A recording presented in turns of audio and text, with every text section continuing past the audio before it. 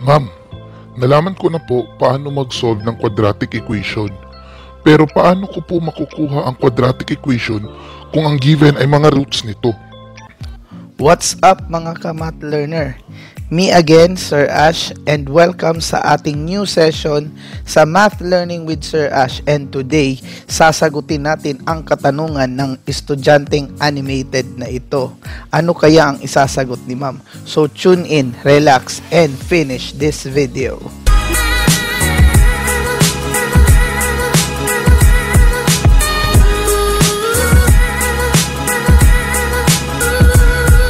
Alright mga ka-ML, para sa katanungang ito, ang kakailanganin natin is balikan natin kung ano yung mga naging discussion natin noong quadratic equation.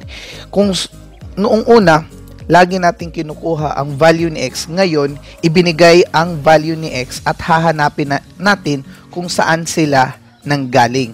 Okay, ano kaya ang isasagot ni binibining teacher? Madali lang yan. Kaya natin makuha ang equation kung i-reverse natin ang process sa pag-solve ng quadratic equation gamit ang factoring. So, ganito yon mga ka-learners. Okay, consider this following example. Diba, if we could still remember yung factoring natin na lesson or na video, ginagawa natin is kapag merong binigay na quadratic equation, kinukuha natin ang factors nun, tapos ginagamitan ng property of zero product. So, ngayon, titingnan natin kung paano ito isosolve. Ang given equation ay x squared minus 4x plus 3 is equal to 0. So, gamit ang factoring, magiging x minus 1 at saka x minus 3 yan. Dahil, finactor natin ang first term na x squared at ito yung x and x, tapos nag-factor tayo ng last term which is plus positive 3 or plus 3. So that is could be or dalawang factors or dalawang pair ng factors ang pwedeng makuha niyan. Yun yung positive 3 at negative 3. Ang tanong, saan doon ang dapat natin gamitin? Doon natin i-consider ngayon si middle term, na kung saan kapag i-add natin ang mga factors na nakuha natin, dapat ang lalabas ay negative 4. So based sa dalawang factors na 1, 3 or negative 1 at negative 3, tanging negative 1 at negative 3 lamang ang magbibigay sa atin ng sum or ng total na negative 4. Kaya ang naging factors natin ay x minus 1 at x minus 3. Now, gamit ang zero product property, magkakaroon tayo ng x minus 1 equals 0 at saka x minus 3 is equal to 0. So, ang magiging value ng x natin ay 1 at saka 3. Now, balikan natin ang tanong kanina ng estudyante. What if kung ang binigay ay roots nito? So, ito yung mangyayari. So, babalik ta rin lang natin ang proseso mga ka-ML. So, from x equals 1 or x equals 3, i-reverse natin, ibabalik lang natin siya. So, itra-transpose natin ang x minus 1, x equals 1, at saka yung x equals 3. So, magiging x minus 1 at saka x minus 3. So, having this part sa zero product property, yung mga nakuha natin sa left side ng mga expression, gagawin natin yung factors. At ngayon, i-apply natin ang FOIL method. Ano yung FOIL method? Ito yung FOIL. First terms, outer terms, inner terms, at saka yung last terms. So, gamit yan, magkakaroon na tayo ng tingnan nyo ang 1 natin at saka 3 naging x minus 1 at saka x minus 3. So, gamit ang FOIL method, magkakaroon tayo ng x squared minus 4x plus 3. So, therefore, kapag ikaw ay merong dalawang roots na positive 1 at positive 3, ang magiging quadratic equation na pinanggalingan nito ay x squared minus 4x plus 3. Madali lang, di ba? Okay. Now, so, kung gagawa natin ito ng conclusion, pwede nating sabihin na yung unang x natin ay maging alpha at yung pangalawang x natin ay magiging beta. Now, kapag gagamitan na natin sila ng factoring, ito yung magiging pairs niya or factors niya. Magiging x minus alpha at saka x minus beta. So, ito yung magiging factors na paggagamitan natin ng FOIL method. So, kung papalitan natin yan ng number like 1 at saka 2, so magiging x minus 1 at saka x minus 2. So, kung ibang numbers naman, magiging x minus 0 at saka x minus negative 4 kung negative yung isang roots niyan. Now, ang technique nito, kapag x minus negative 4, pwede mo na yung isulat as x plus 4. At yung x minus 0 naman, pwede mo nang gamitin as x na lang. So, magkakaroon ka ng x at saka x plus 4. So, gagamitan mo lang yan ng distributive property or yung FOIL method or kahit hindi yung FOIL method sa itong ganitong example, magkakaroon ka pa rin ng isang quadratic equation. Now, in general, kung ang alpha at beta natin ang magiging roots ng quadratic equation natin sa x, then ang magiging equation natin ay x minus 1 times x minus alpha times x minus beta. Okay, now ito, may follow-up question. In each of the following, form a quadratic equation in x with the given roots and write the equation in the general form. Now, kung titingnan natin ang A, negative 1 at negative 5. Yung B naman, positive 4 at negative 1/3. So, ngayon, isolve natin sila muna one at a time. So, simula muna tayo sa A, negative 1 at negative 5.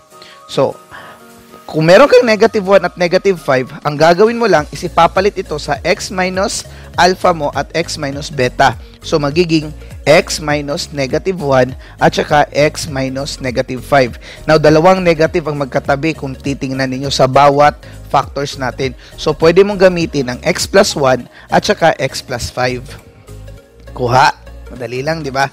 So, gamit ang FOIL method, magkakaroon ka na ngayon ng x squared plus x plus 5x plus 5. Kasi, gamit ang FOIL method, ito yung x times x, x squared. Ito yung x times 5, 5x, 1 times x, x, at saka 1 times 5, 5. Now, dito sa example na ito, hindi niya nagamit ang FOIL method, instead FIOL method. Alright, but either way, kung ang O at saka yung I, yung outer at inner, ma-interchange mo, ganun pa rin ang sagot niya. Okay, take note with that ha, isang tip yan. Okay, so, by simplifying like terms, combining like terms, yung x at saka 5x, pwede nating pagsamahin. So, magkakaroon na tayo ngayon ng x squared plus 6x plus 5 is equal to 0. Now, ito yung quadratic equation natin na naka-standard form. Okay, punta naman tayo sa pangalawang example, yung 4 at saka negative 3. Now, gamit ang 4 at saka negative 4 at saka negative 1/3, ang gagawin natin is i-apply pa rin natin yung binigay kanina na x minus alpha times x minus beta. So, yung x minus alpha natin, ipapalit natin kay 4. So, x minus 4 na tayo. So, gamit ang unang factor, meron na tayong isang factor na x minus 4. Now, ito naman pangalawang factor, x minus beta. Now, ang beta natin is negative 1/3. So, magkakaroon tayo ng x minus negative 1/3. So, dahil dalawang negative ang magkapareho, meron na tayong plus. Okay? Magiging positive na yan. So, all in all, we have x minus 4 as the first factor at saka x plus 1/3 as the second factor. Now, since meron tayong factor na ganito na fraction, pwede mo yung gamitan ng imo-multiply mo yung bawat equation, yung left side ng equation at saka ng right side ng equation ng kanyang LCD. So, isa lang man dito ang merong fraction natin, which is the denominator of 3. So, 3 ang gagamitin natin na ipang-multiply sa left side ng equation natin at saka sa right side ng equation natin. So, makikita nyo, merong minultiply dito na 3 at doon din sa kabila 3. So, pag nag-distribute tayo nito, magiging bring down lang natin itong unang factor natin na x minus 4 at ito namang 3 times x, magiging 3x yan. Tapos, itong 3 times 1/3, magiging positive 1 yan. Kasi, if you multiply 3 sa 1/3, ang magiging sagot ay 3 over 3. At pag isi-simplify mo ang 3 over 3, magiging 1 yun. So, sa kabilang banda naman, ang 3 times 0 is 0 dahil lahat ng number na pag i-multiply sa 0, ang lalabas ay 0. Now, meron na tayo ngayong dalawang factors. So, x minus 4 at saka 3x plus 1. So, gamit ang FOIL method nito, magkakaroon na tayo ng 3x squared. Okay? Tapos, 3 times negative 4 naging negative 12x. Tapos, 1 times x is positive x. Tapos, 1 times negative 4, negative 4.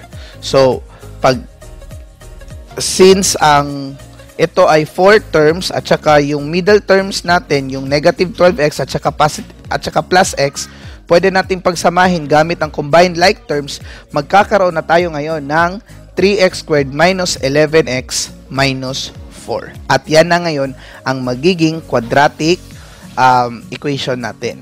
Okay, so kuha, di ba? So, let's continue. Now, tulad nga ng mga binibigay ko sa inyo ng mga examples, gusto kong i-emphasize sa inyo na hindi lang ito ang paraan na pwede mo siyang magamit. Bakit? Kasi may mga time na yung mga roots natin sa isang given quadratic equation ay mga conjugates. O, ito na yung example na yun. Okay.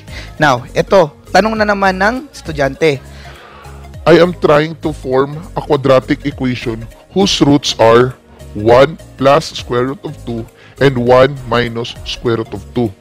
Now, kung gagamitan natin yan ng factoring, ito yung magiging reason niya. Magiging tedious or masyadong maraming process ang pwede mong ma-apply to expand this in the left-hand side of the equation. So, meron bang ibang paraan para ito ay masolusyonan? So, sabi ng teacher, In fact, there is another method to form a quadratic equation. ano yun? Dito na papasok ang sum and product of the roots. So, when we say sum, i-add natin ang mga roots. At kapag product naman, i-multiply natin ang mga product ng roots. Now, suppose we have alpha and beta as the roots of our quadratic equation. So, then the equation can be written as x squared minus sum of the roots x plus product of the roots. Okay, napakadali, no? Now, itry natin ito. So, let's find the quadratic equation whose roots are 1 plus square root of 2 and 1 minus square root of 2. Now, remember, kapag nag-add tayo ng mga conjugates, itong positive square root of 2 at saka negative square root of 2, yan ang pwede mong pagsamahin. Samantalang, ito namang positive 1 at saka plus 1 dito, yan lang din ang pwede mong pagsamahin. Dahil we always follow the rule of combining like terms. And if we add them, 1 plus 1, we have 2. And positive square root of 2 minus square root of 2, we will have 0 or makakancel out. So, therefore, our sum will be positive 2. Okay? Madali lang, di ba? Pag conjugates. Then, ang product naman natin is 1 plus square root of 2 minus, 1 plus square root of 2 times the quantity of 1 minus square root of 2. So, pwede mong i-apply dyan ang FOIL method. So, you will have 1 squared minus square root of 2 squared. Now, itong technique na ito yung tinatawag natin na the difference between two perfect squares or perfect square binomial. The difference of perfect square binomial. So, ito siya, isang perfect square, at ito naman, naka-squared na siya. So, kung i-breakdown mo yan, it's just the conjugate of this first factor and this second factor. So, okay. So, ngayon, simplifying this part, 1 squared is 1. Then, minus, itong square root of 2 squared, makakancel out ang square root at saka yung squared kasi opposite, yan sila, opposite operations yan sila. Ang opposite ng squared is square root, ang opposite ng square root is squared. So, if ever magkapareho sila sa isang given term, pwede mo yang i-cancel out. So, bring down 2 ka na lang or just copy 2, which is yung number na nasa loob ng radical sign. So, magkakaroon ka ng 1, which is dito, and dito naman is 2. So, 1 minus 2, and that is negative 1. So, meron ka ng sum ngayon na 2, at meron kang product ngayon na negative 1. So, punta na tayo sa pag-construct ng, anong tawag dyan? Pag-construct ng quadratic equation natin. So, magiging x squared minus sum of the roots. So, magiging x squared minus, ang sum natin ay 2. So, x squared minus 2x na tayo. Then, plus the product of the roots. Yung product natin is negative 1. So, yung plus natin magiging minus na. Minus 1 na tayo. So, you will have x squared minus 2x minus 1. So, yun. Napakadali lang, di ba? So, ang tanong ngayon, sir, ang example natin sa sum and product is conjugates ng mga roots. Now, ang tanong ngayon, if ever normal roots lang ito, like rational numbers, pwede ba natin gamitin ang sum and product? Pwede pa rin. So, ipapakita ko ngayon sa inyo kung paano siya gamitin. Okay. Now, meron pang follow-up question. Form a quadratic equation in x whose roots are negative 2 plus square root of 2 and negative 2 minus square root of 2. Na kung titingnan natin ang example na ito, pareho pa rin siya ng conjugates. So, gamit ang sum and product, maka-cancel out na yung mga plus square root of 2 at minus square root of 2. So, we will only have negative 2 plus negative 2. So, magkakaroon tayo ng sagot na negative 4 para sa sum of the roots natin. Samantalang, gamit ang product of the roots, pag magmumultiply ka ng conjugates, is-squared mo lang ang mga first term, so which is negative 2 squared, and then yung square root of 2 naman na pangalawang term is is-squared mo lang din. Pero ang ikakopy mo na sign is minus because that is the difference of two perfect squares or perfect square binomials. So, magkakaroon ka ng negative 2 squared at saka minus square root of 2 squared. So, if we simplify that one, that will become negative 2 squared is 4 and then the square root of 2 squared is 2. Cancelled out ang squared at saka yung square root. So, bring down ang 2. So, 4 minus 2 ka. And if we simplify that one, that will become positive 2. So, ngayon, ang sum mo is negative 4. Ang product mo is positive 2. So, pwede ka na ngayong gumawa ng quadratic equation out of this. So, gamit ang x squared minus sum of the roots x plus product of the roots. So, we will have x squared minus negative 4x plus 2, which is the product of the roots, equals 0. Now, if we simplify this one, so negative 4, magiging positive yun siya. So, magkakaroon na tayo ng final answer na x squared plus 4x plus 2. So, that's it. Now, punta tayo sa board work. Sir, meron ka bang impronto dyan na pwede nating madiscuss? Oo naman, para sa inyo, i-discuss natin. Okay, now let's consider the reverse or the reverse order. Yun yung reverse ng factoring. And yung tinatawag natin na sum and product. Okay, now, hanap tayo ng number. Sige, pili tayo. Siguro, consider natin yung months ng birthday ko. Ayan, okay. June 5. So, 6 at saka 5. So, we have our first value as 6. And yung second value naman natin ay negative 5. Ayan. So, 6 at saka negative 5. Gamit ang reverse order, syempre, gagawa ka lang ng dalawang factors. So, that will be x minus 6 at saka x minus negative 5. Kasi based on the first part ng discussion natin, x minus alpha times x minus beta. So, gamit dito, we will have x minus 6 and ito naman x plus 5. Kasi dalawang negative. Now, if that's the case, you apply the FOIL method, that will become x squared. Then, dito naman, positive 5x. Then, dito naman, negative 6x. And then, dito, negative 30 equals 0. Ayusin lang natin to. Alright. Okay. But since 5x and negative 6x or minus 6x, they are the same terms. So, pwede natin silang i-combine. So, we just copy x squared. Then, positive 5 minus 6, that is negative 1x or negative x na lang. Then, bring down minus 30 is equal to 0. And this is your quadratic equation if you have 6 and negative 5 as the roots. Okay. Gamit ang factoring. Now, ang tanong ngayon, sir, how about sum and product? Okay. Now, let's consider S and P. Sum for S and P for product. So, sum natin dyan, that is 6 plus negative 5. So, we have positive 1 ang sagot. Tama? Then, sa product naman, 6 times negative 5 ang sagot, negative 30. Now, if we apply our quadratic equation, ang sabi doon, x squared minus the sum natin is 1x plus the product, negative 30 equal 0.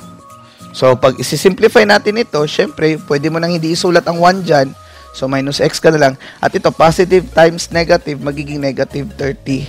30 yan. And you have the same answer. Ching! Alright. Okay, napakadali lang, di ba? So, yan ang gamit ng reverse or yung reverse process mula sa factoring, and ito naman ang gamit ng sum and product. So, at tulad nga ng sinasabi ko sa inyo, if you are solving a problem, there are a lot of solutions, and I'm always giving you the choice kung anong klaseng solution ang i-apply ninyo. So, try nyo lang kung saan. Now, if ever tatanungin nyo ako ngayon, sir, how about isang example naman na conjugate? Now, if it is conjugate, it is being said here in our presentation na masyadong tedious siya kung gagamit ka ng reverse order. So, if ever meron kang mga problems na conjugates or ibig sabihin, mga values of x na opposite yung ano nila, yung radical sign nila, tawag doon conjugate, ang gagawin mo lang is just to follow the sum and product of the roots. So, remember, ang technique here is sa reverse order natin is x minus alpha times x minus beta. Then you apply the full method and then simplify. Dito naman sa sum and product natin is after you get the sum and after you get the product, what you will do is you just substitute it to the whole given equation. So that is x squared minus sum of the roots plus the product of the roots. Okay? So, I hope naging clear yun sa inyo at napakadali lang na naging lesson natin. By the way, bago ko tapusin ang discussion natin, syempre magbibigay pa rin ako sa inyo ng try this. Okay, so sa try this natin, I am giving you two kinds of sets. So the first set is given ang mga roots, and ngayon is gagawin mo dito is ibibigay sa akin kung ano yung mga quadratic equation na pinanggalingan nila. At sa pangalawa naman, given na agad ang sum and product of the roots. So, no need to solve for this one. Ang gagawin mo na lang is to substitute it to our isa-substitute mo lang to siya dito sa ating x squared minus sum of the roots x plus product of the roots. But let me just emphasize this: if your final answer here has a ano tawag nito, fraction, or fraction yung sum mo or fraction yung product mo, what you must do is to multiply the whole equation by its LCD in order to eliminate those denominators when you simplify. Okay? So, take note of that one, because there is no quadratic equation in the standard form that A is negative and ABC as fractions. Always talaga mga rational numbers yan sila. I mean, mga whole numbers yan sila or integers yan sila. Okay? So, If you do have more questions and inquiries about our video and about our topic, don't forget or feel free to comment and give me your inputs, kasi baka meron pa ako mga techniques na hindi na come up or na share in terms of this topic, and pwede natin yang ilabas dito sa ating math learning session with Sir Ash. This has been your abot kamay na math teacher, si Sir Ash. And by the way, before I end this video, pa-shoutout lang ako sa lahat ng mga teachers natin dyan.